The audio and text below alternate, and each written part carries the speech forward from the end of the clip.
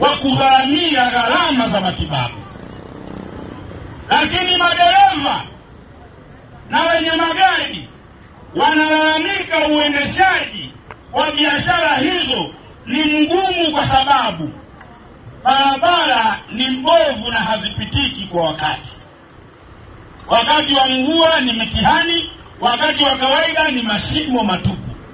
Maana yake hakuna Mtanzania katika nchi hii ambaye amenufaika na uongozi wa Chama cha Mapinduzi katika kipindi cha miaka 64.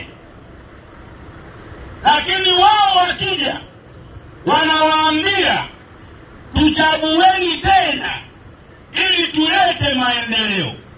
Na maendeleo wanataja zile kero ambazo tunazo. Jibu swali kwa mwenye akili, aliyewazuia kufanya hayo maendeleo ambayo wanayazungumza wao, amewazuia nani wasifanye wakati wao ndio wako madarakani?